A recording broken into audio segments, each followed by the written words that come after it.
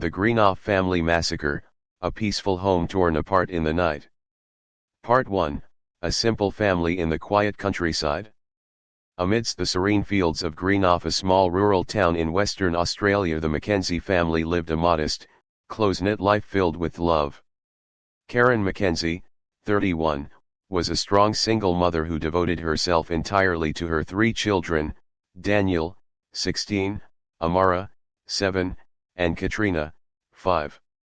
Their house sat deep in the countryside, far removed from the noise of the city. They weren't wealthy or famous, but they were happy, bonded by their deep affection for one another. Daniel was a gentle, likable teenager well liked at school. Amara was curious, energetic, and always exploring.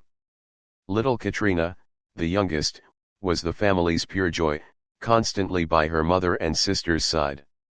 No one could have imagined that on one fateful night in 1993, this loving family would fall victim to a crime so brutal it shocked the entire nation. Part 2, the silent start of a slaughter.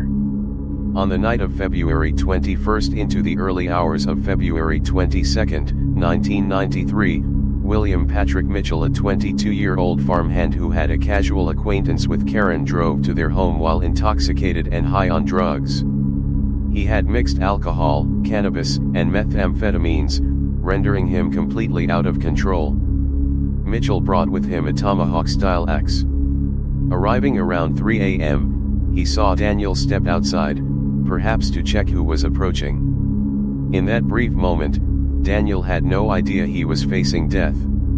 Without a word or warning, Mitchell walked up and began striking Daniel repeatedly in the head until he collapsed, face down on the cold ground.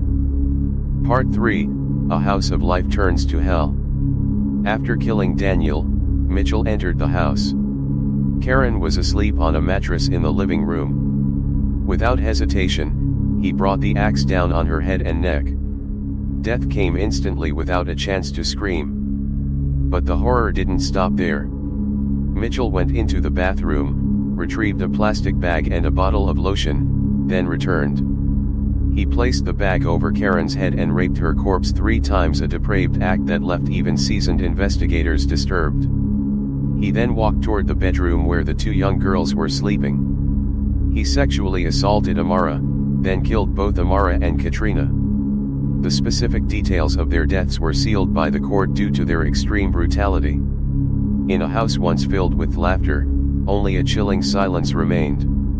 Even the family dogs barked endlessly that night, the only witnesses to the entire tragedy. Part 4, the morning after, the truth is revealed. The next morning, a friend of Karen's came by to help her with something. As he approached the house, he saw Daniel lying face down in the yard, unmoving. Terrified, he didn't enter the house but immediately called the police. When officers arrived, they were met with a scene they would never forget. Karen's body lay in the living room. The 2 girls were found in the bedroom, alongside evidence of an unspeakably violent massacre. The wounds, the blood, the sheer brutality, it sent chills down even the most experienced officers' spines. Part 5, the investigation begins. Police and forensic experts began gathering every possible clue. One seemingly small but vital piece of evidence was found, a fingerprint in a layer of body lotion on the bedroom door. The door was removed and sent to Perth for analysis. Meanwhile, dozens of people with any connection to the McKenzie family were questioned, including William Mitchell. At that time, Mitchell was not a suspect and even attended the funeral of the 4 victims on March 5, 1993. But the fingerprint on the door betrayed him. It was a perfect match. Police arrested him immediately. Part 6, confession and public outrage. At first, Mitchell denied everything. But after being jailed and attempting suicide, he was transferred to a psychiatric facility. There, he began to confess in detail every horrifying act without a shred of remorse.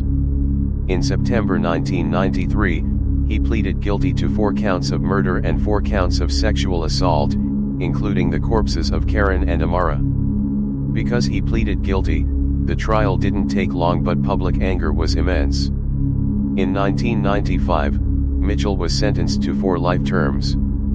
However, the court ruled he could be eligible for parole after 20 years, sparking national outrage. Victims' families and people across the country protested furiously.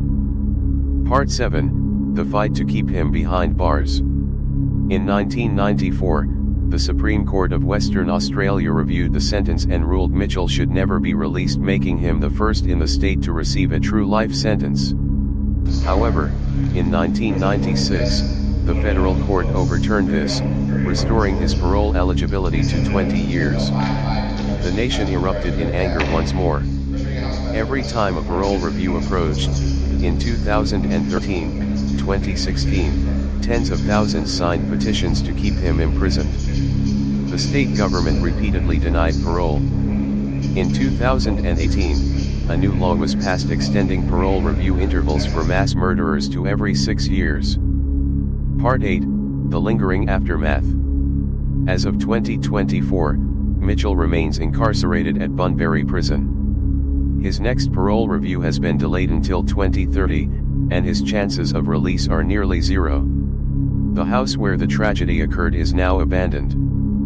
Passers-by often stop and stare, treating it as a somber monument to memory and mourning. Karen's family, especially her sister Evelyn Clow, has never stopped fighting to keep Mitchell behind bars. She once said, "As long as I'm breathing, I'll never let him walk free. Not even for a day." Part 9, A Final Farewell. The deaths of Karen, Daniel, Amara, and Katrina were not just the loss of a single family, they were a heartbreak for an entire nation. They are remembered not for the tragedy that ended their lives, but for the love, warmth, and kindness they shared while alive. They deserve to be remembered as innocent souls never forgotten.